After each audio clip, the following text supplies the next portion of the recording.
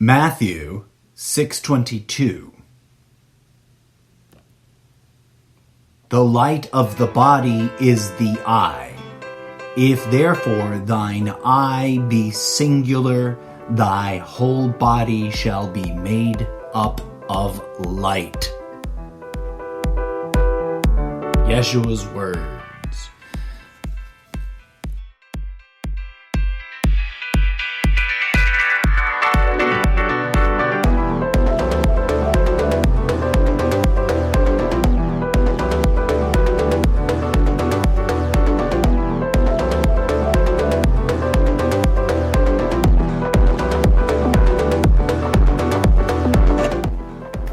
Hello and Merry Christ's Mass.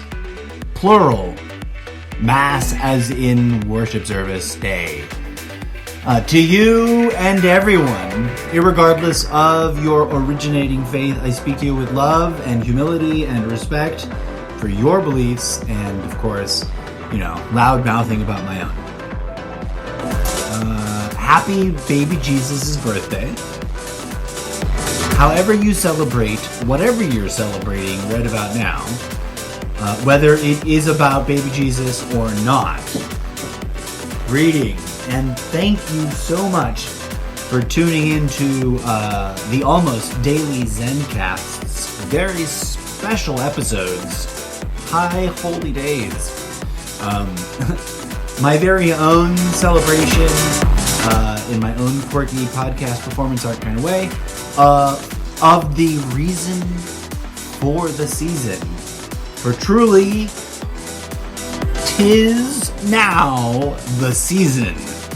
Both in the immediate sense that it is December 25th, traditionally, particularly in America, the day we celebrate as baby Jesus' birthday, the night of which, Santa Claus, a completely unrelated, slightly overweight, very nimble old man with flying reindeer and slave labor visits you, enters and breaks into your house, openly mooches food off of you, demanding Christmas cookies and milk and dessert, and then leaves you interesting gifts to remind you that baby Jesus liked getting toys for his birthday. Wait, what? What is the meaning of Christmas? And how can we have a meaningful discussion about it if we don't even recognize who and or what this dude we call Jesus really was? And I recognize and honor that to many people on this planet, the prevailing thesis or theory or opinion is he never existed. There is no such person. It's all a pile of malarkey, etc., etc., etc. Here's all the reasons why all religion is flawed. And there are some interestingly valid points worked into that side of the argument and that rationale that is shared by those. And in full disclosure, I have been on that side of the fence. I have put on the atheist hat. I have chosen to live my life for a period of time in my past, committed to the conviction and or assertion that every last word in the Bible was fake. But that's not exactly the hat I'm wearing now. Welcome to the Christmas special, as it were. If you're not celebrating Christmas, that's, don't get all butthurt. It's the insert your favorite holiday name here special. Yours truly being a very flexible host. In fact, I pray right now to Yeshua itself, because I think it is a kind of, deep down in my thesis, for those of you who don't know, Yeshua is a form and function, consciousness, energy nexus being of the universe that also found itself expressing itself in an embodiment form to live a lifetime and or many, perhaps, in human vessel, ambulatory meatbag format to have the experience and to have the aha moment and to live probably very roughly the persecuted life of, hey, I've had an aha moment in the middle of this historical context that I find myself in, and that has both literally been repeated multiple times and also figuratively borrowed as a storytelling propaganda narrative device and argued over and fought about for longer than we give it credit for longer than the church has set as history, let's say, in my humble opinion. But I digress. Either way, no matter what, in all real, honest, practical terms, today is about family and quality time and cherishing those around us and giving each other gifts and making lots of extra delicious, yummy food, right? For all kinds of reasons. And maybe, in some folks' families, having a discussion about faith, the nature of, the reason for the season, the teachings, the practices, the misunderstandings, etc. And having a little bit of, hopefully, fair and open discussion about it. If not, bless their hearts. Some people can't, right? Some people just stick to the discussion as given to them by their particular brand of belief system and or by the particular flavor of preacher, preaching whatever they be preaching. But I digress. We all can agree, I think, that on the family bit. To that end, I hope and I genuinely, authentically pray that you are, if not with family, capable of communicating virtually with them. If you are with family, I hope you have the privilege and the good fortune of having locked down with them. If you chose to travel, I hope you also chose to take the most amount of reasonable precautions to protect each other from, this thing we have been discussing for 9 months now. And here we are. Welcome to the show. I wanted to open with that quote. That's from the Bible, folks. That's Matthew. What is it? It never sticks in my head. I'm so bad. I think it's because I got burnt out. I went through a brief phase in my youth when I was a bit enamored with Bible thumping as a sort of hobby. An enthusiastic, that didn't come out right. An enthusiastic debate and discourse in a sort of friendly, slightly competitive way, as though trying to help the non-believer and or to convert them and or to debate and or test alternative interpretations and ideas about these belief systems. Believe it or not, it was something that at a weirdly young age I was really fascinated by. And I can't rightly tell you exactly the point in my life when I became fascinated by these specific words, but for most of my adult life, I've come back to these and pondered them again and again. The light of the body is the eye, singular. If therefore thine eye be single, thy whole body shall be made up of light. I've also seen shall be full of light, shall be made of light instead of made up of light.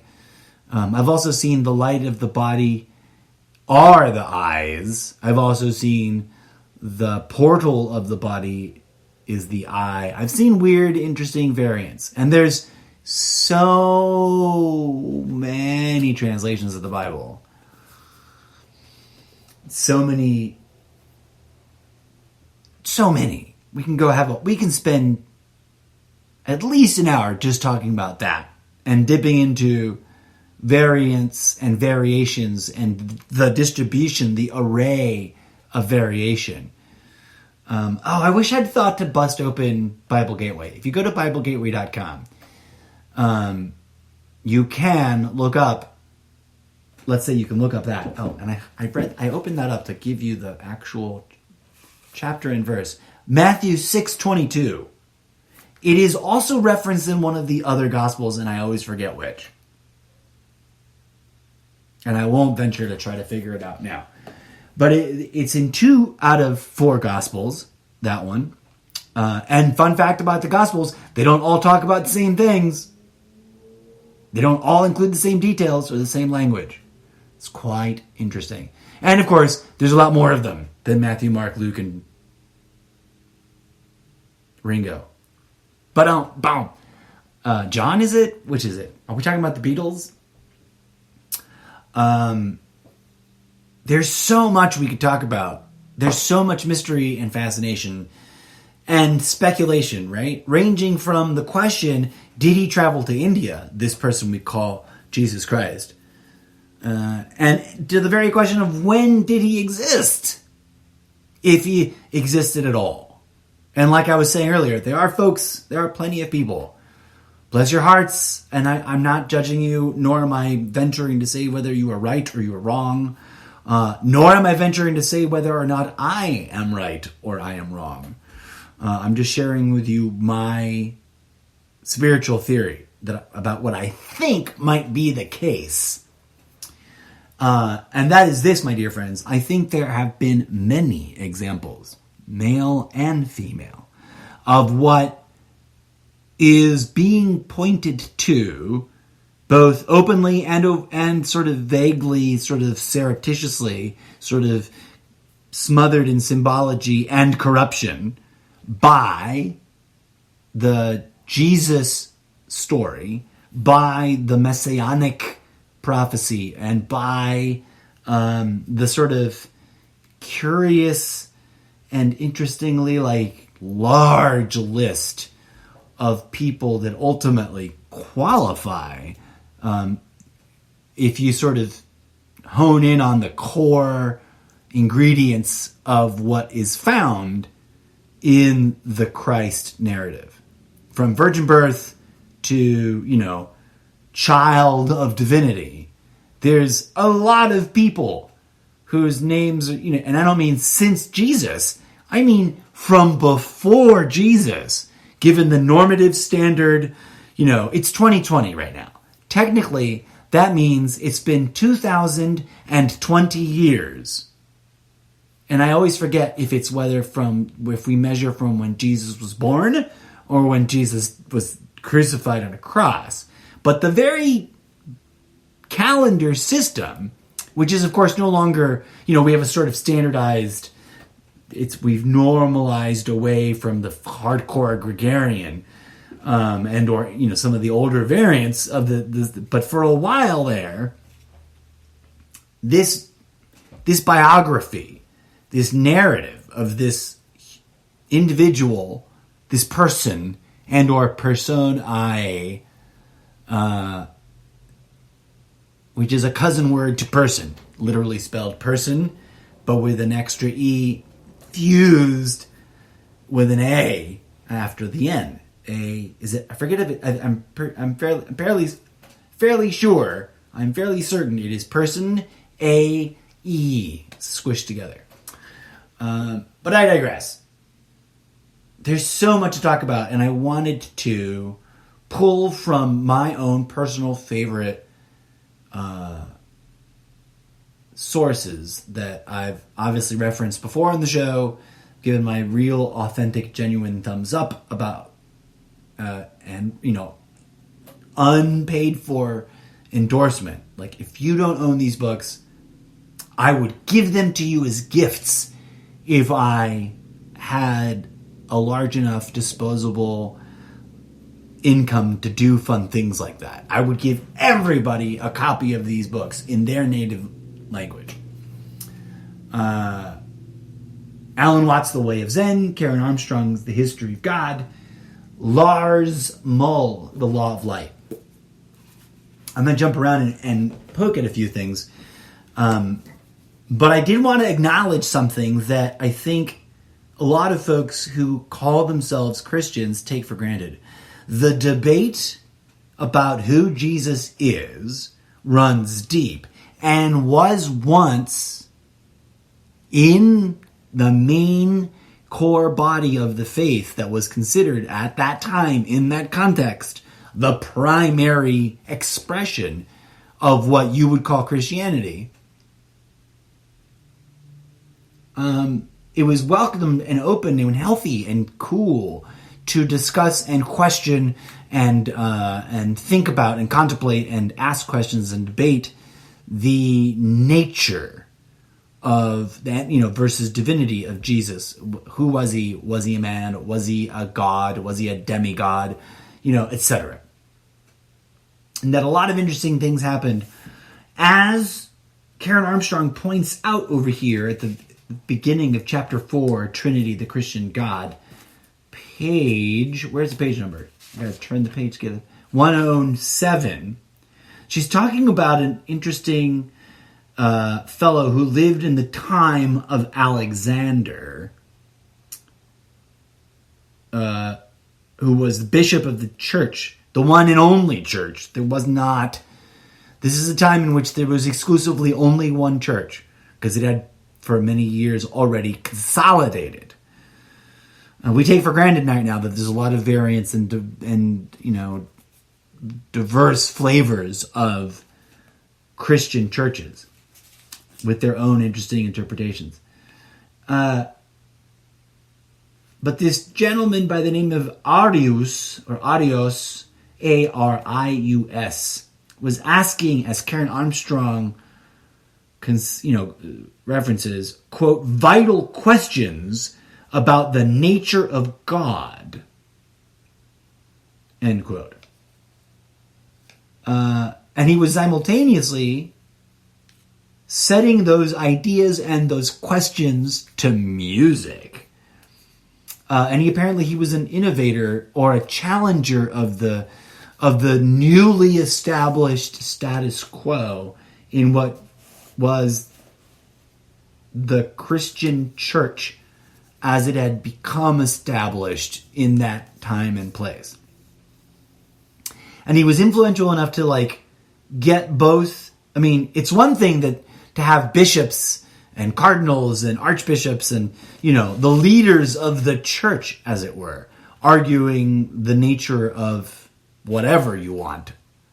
Divinity itself, Jesus, the Trinity, etc. It's another thing to have the lay people discussing it.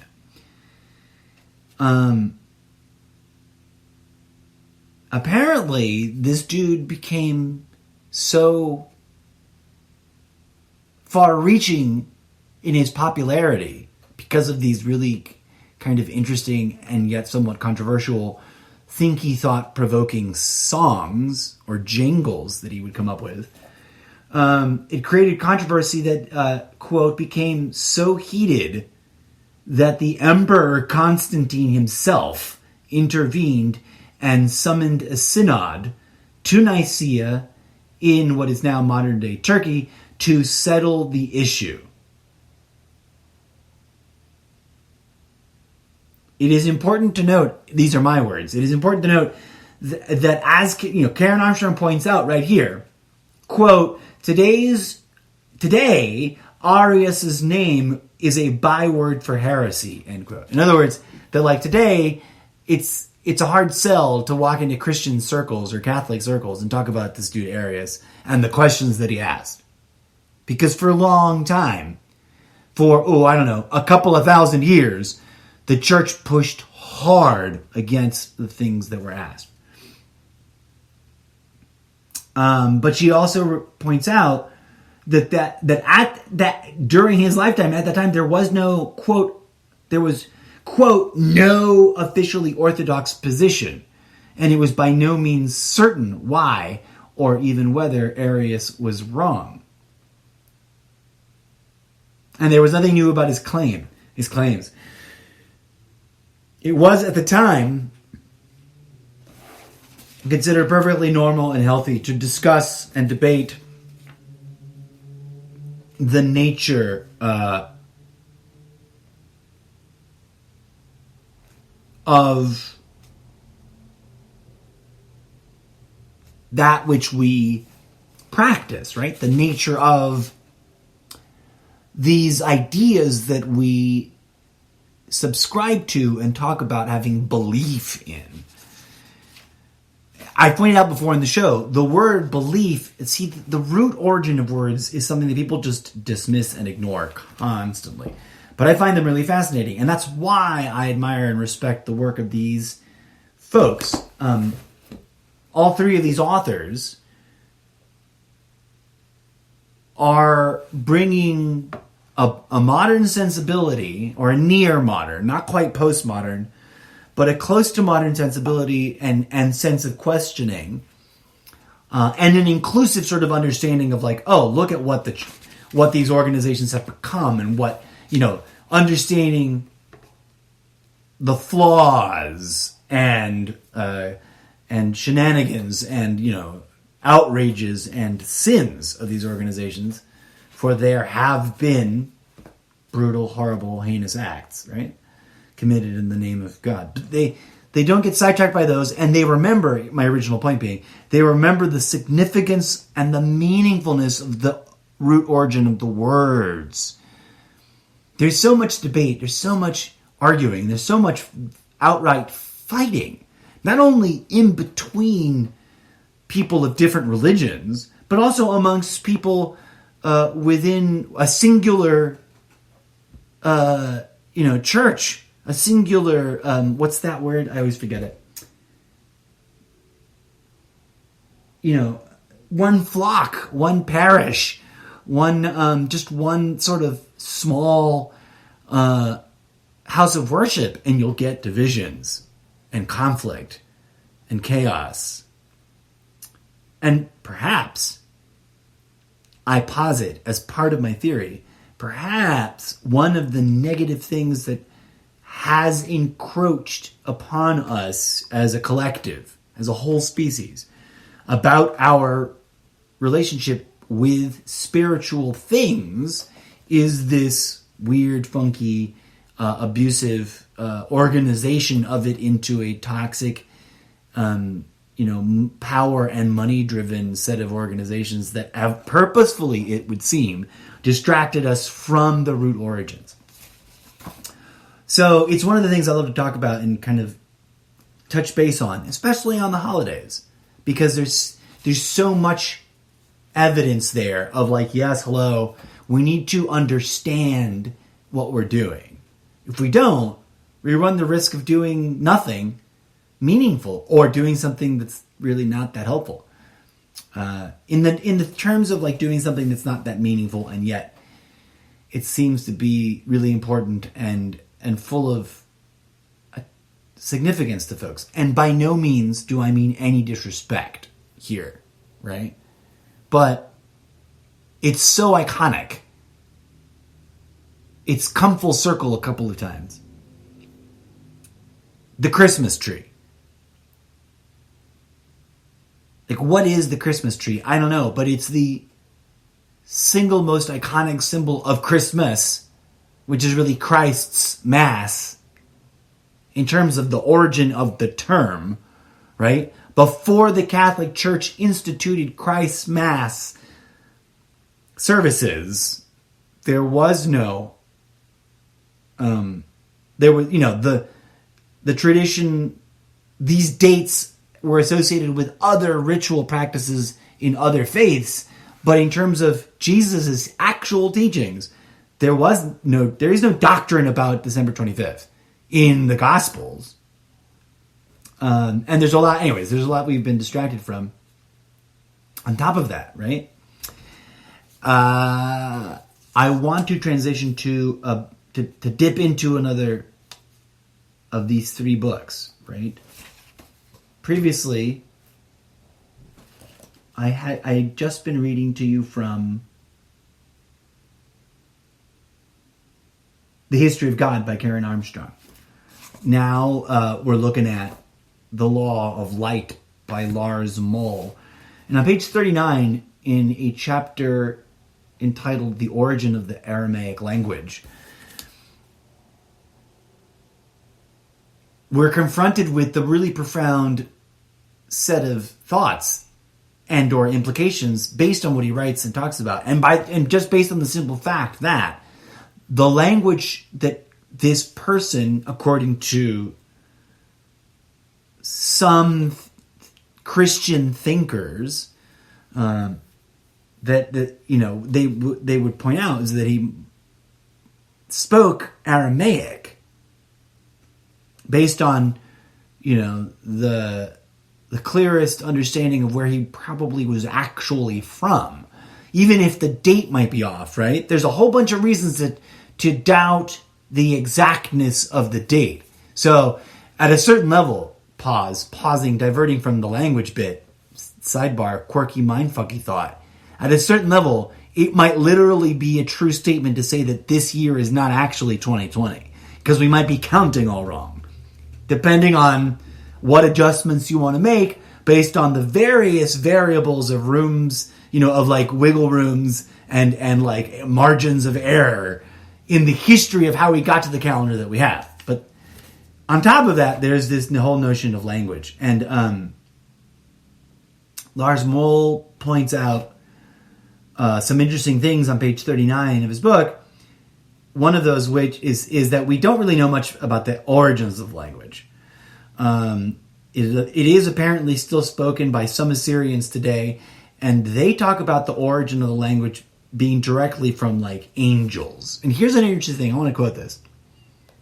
If we ask the Assyrians who speak the language today, they say that it was the angels who in the past brought it to earth in order to widen mankind's consciousness, so that in time it would be capable of communicating with the divine world.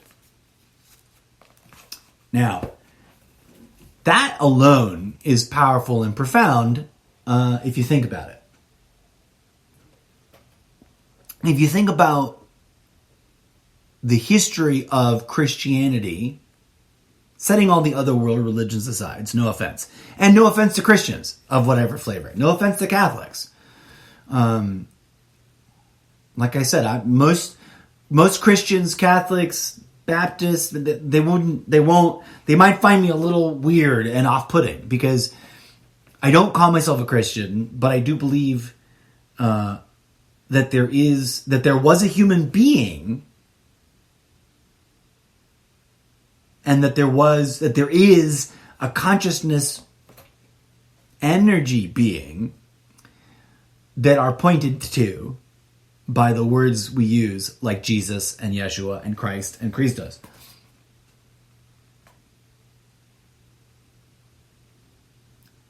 It is a fun fact that the Aramaic language can be traced back to the beginning of recorded history. Now, there's a lot of, and this is not from the book, there's obviously a lot of arguments as to how and or why recorded history is to be considered flawed, deeply flawed. So flawed as to be outright rejected. Perhaps it might be, in my humble opinion, a kind of natural and healthy organic mix of both misleading and true things.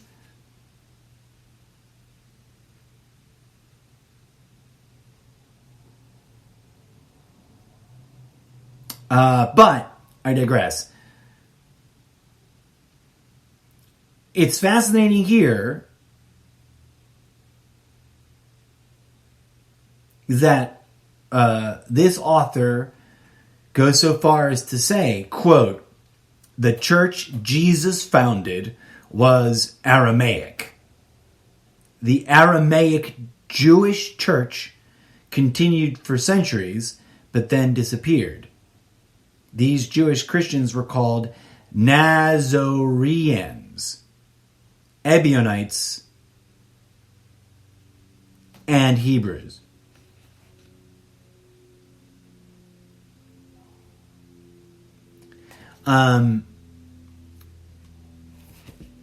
Now, interestingly, I mean, since then, we've become really quite detached from a deep understanding. Right? Like, everybody knows the three wise men. No one knows where they're from. Everybody knows that they brought, what? Incense, gold, and myrrh. But no one really can, not no one. I'm being a dick.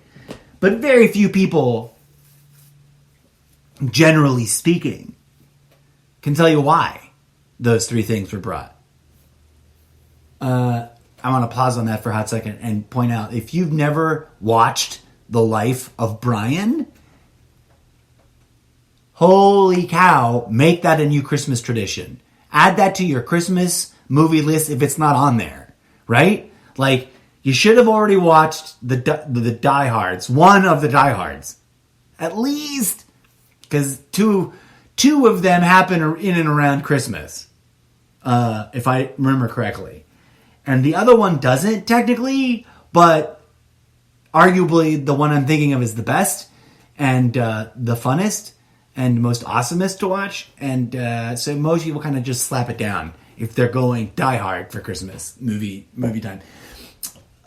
I could do a whole episode about like movies to watch in and around Christmas, even though I traditionally don't appreciate that there's so much Christmas holiday themed movies and media building up to Christmas. And I usually, for me, it's like the day of, and maybe the day after, depending.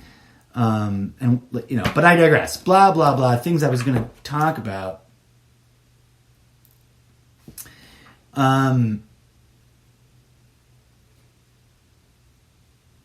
So there's so much.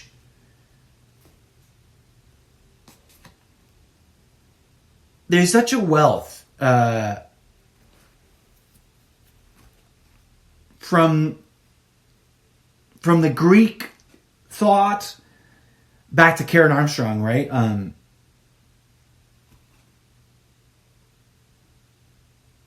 She's talking about Plato and Arius and Alexander and Athanasius. Wow, that's a tough one. That reminds me of another scene in Life of Brian. The Platonists, right?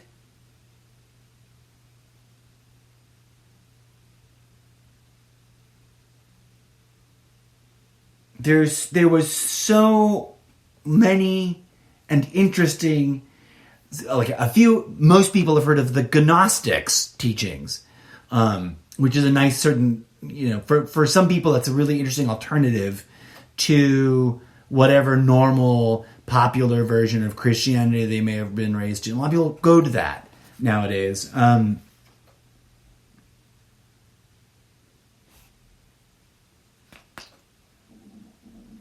There was something.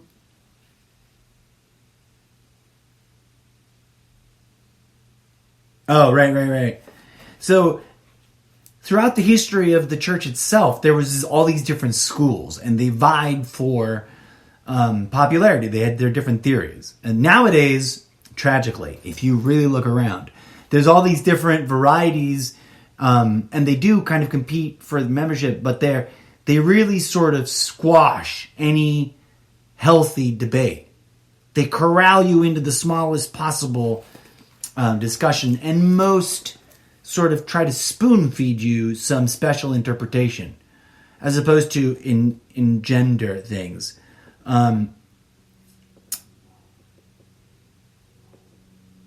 One of the ideas of Jesus that is sort of forgotten was discussed by St. John, as Karen Armstrong talks about on page 109. Quote, St. John made it clear that Jesus was the Logos. I mean, how many modern day Christians would be like, yeah, of course, obviously. I mean, I'm not saying there aren't any, right? Don't get me wrong. But your run-of-the-mill average Christian? I mean, most of the ones I've met in my life, and I know that that's not a definitive survey. That's not definitive or anything. That's not scientific at all. But I didn't know what logos was for a really long time, even when I was interested in religion and in the Bible and in the teachings. To answer the question, and I've talked about logos before, logos, quote from a little bit, another chunk of page 109, the logos had been the instrument used by God to call other creatures into existence.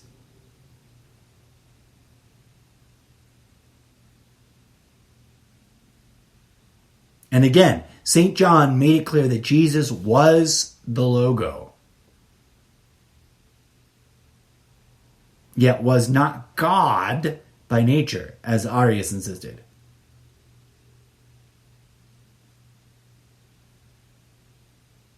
Anyways, it's a fascinating, interesting thing, and it boils down to this really forever ongoing, since he was alive, presumably.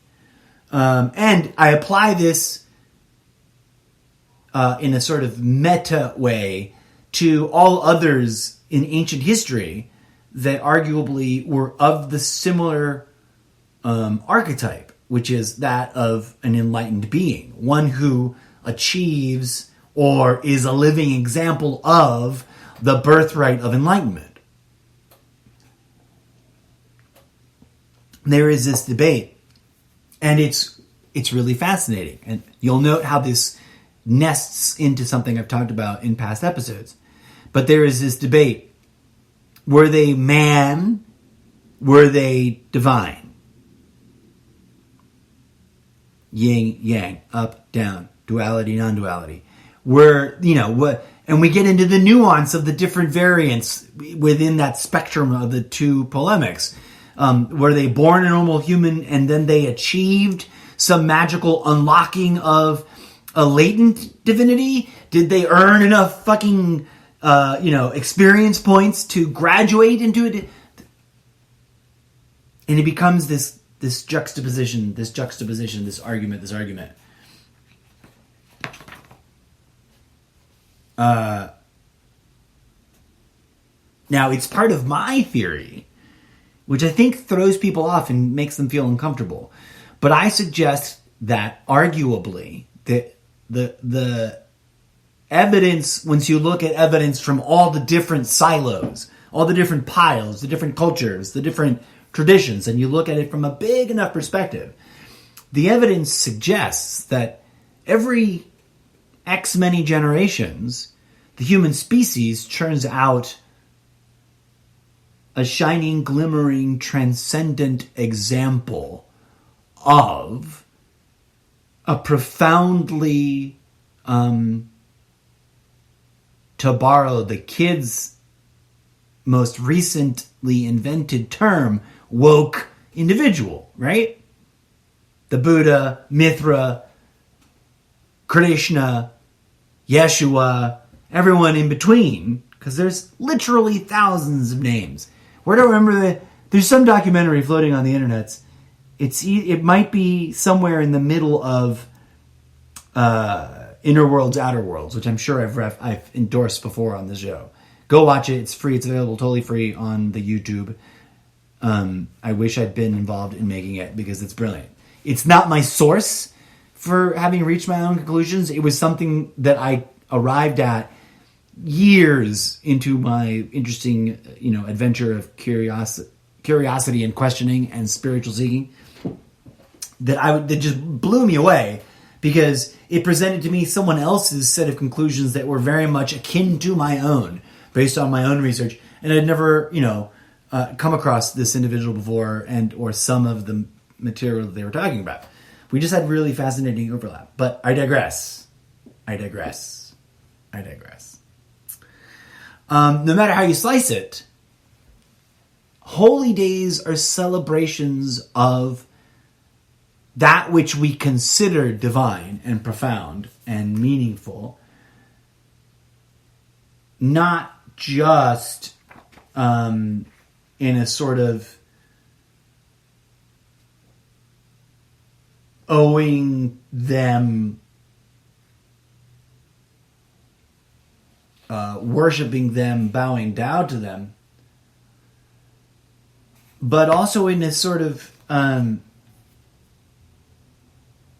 as a learning process, right? Because it's a practice, not a dogma, and it's probably bigger and more sort of mind blowing than we give realize to.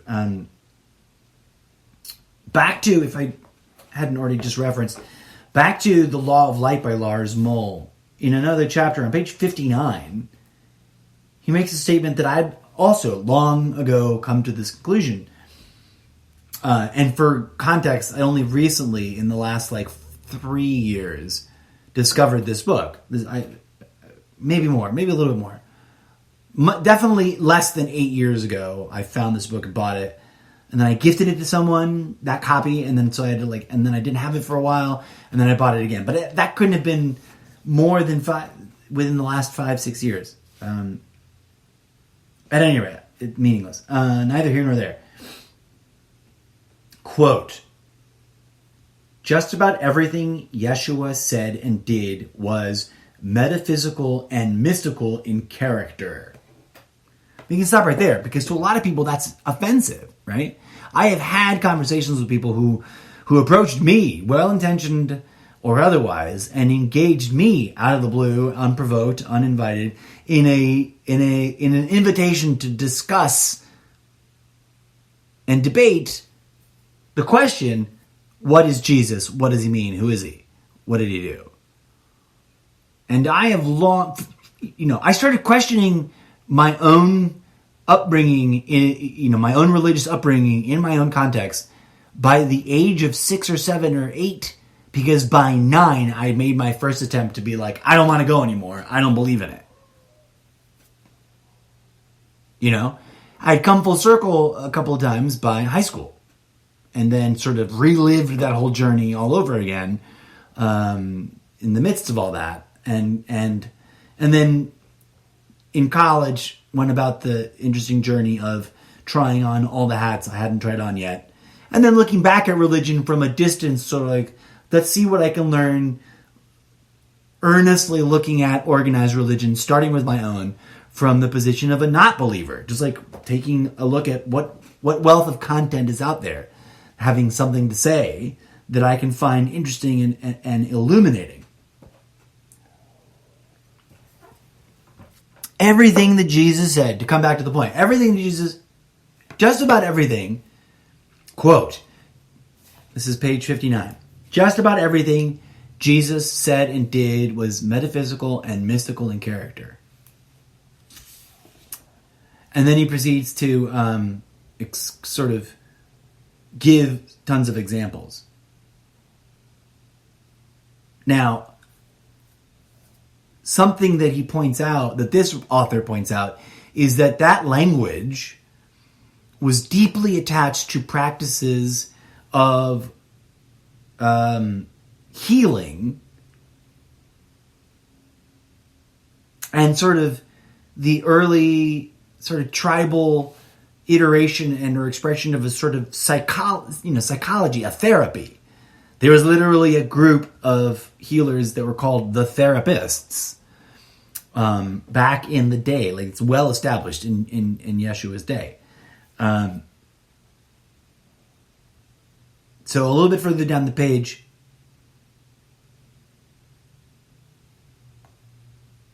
he writes, hidden in the transpersonal psychology behind the Aramaic language lies the ancient heart's wisdom, and mankind finds itself at one end of a breath and God at the other.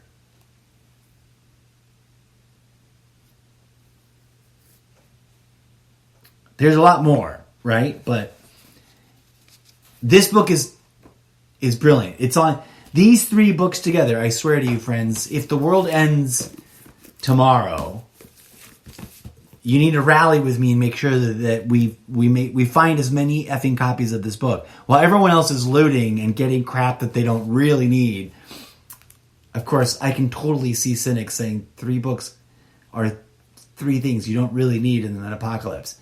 But I would go get boxes and boxes of these books and preserve them and then distribute them I don't want to carry all the boxes around myself. I want to get a group of people to organize around that idea.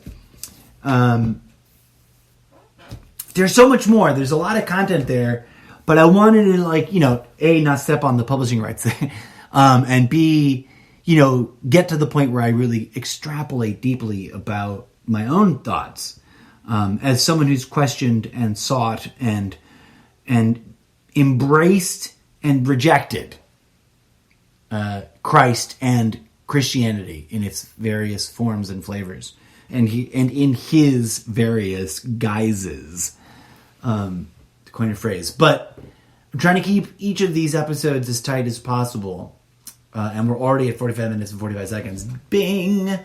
One of the things that I had questioned and thought about and contemplated as a young person was whether or not magic is, grace. Whether or not that, divine intervention is some sort of organic thing.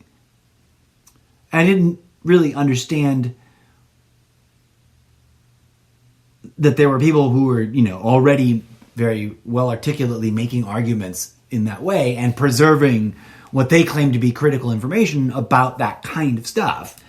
But it just seems sort of evident, even in the various post-Constantine iterations of the Bible. I was starting to say something. There's a really interesting arc from the ancient oral tradition in arguably Aramaic, right, to the height of it establishing itself as the world's basic operational assumption, distributed in Latin, and sort of just translated for those who weren't educated well enough to know Latin, to the form the various splintered forms we see here and now.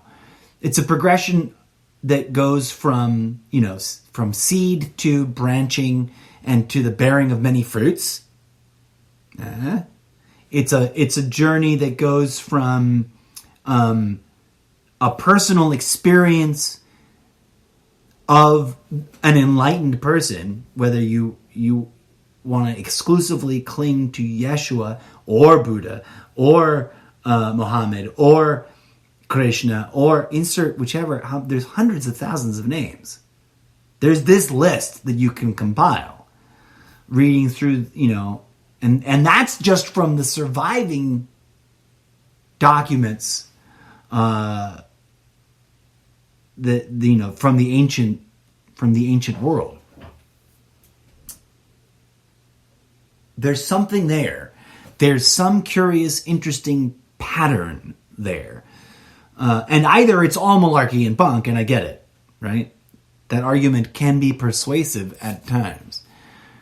But also, what's the harm in, if it's anchored and rooted in unconditional love, in forgiveness, in healing, why are we, A, letting it be toxically twisted and deformed the way that it is? Why are we letting it turn into a culture of hate-mongering and oppression and destruction? And B, why are we so easily distracted from these practices that were once, attempted to be conveyed and captured in these stories and in these words and in these various traditions? But I digress.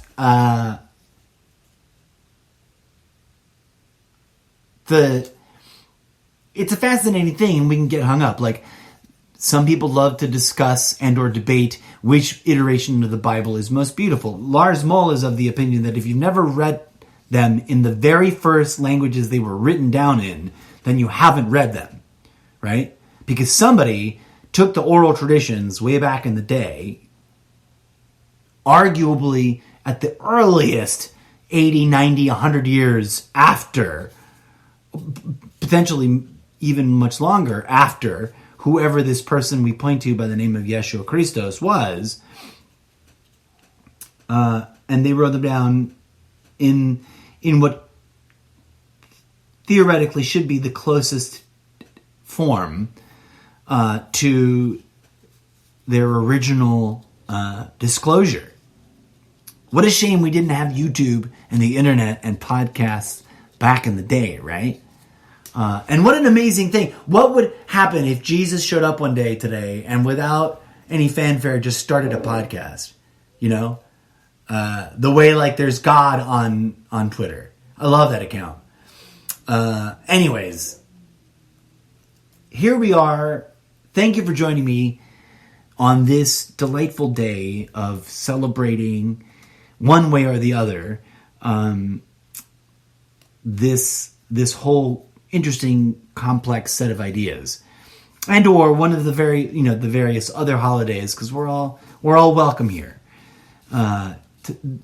Today is unplanned and unscheduled, and in fact I'd been debating whether or not I would do anything on the podcasting department. But I found myself, moved by spirit to not just lounge about all lazily. And I'd done that yesterday anyways, after attending to some basic fundamentals and connecting to family. But yeah, there's so much we could talk about, and there's plenty I've already talked about.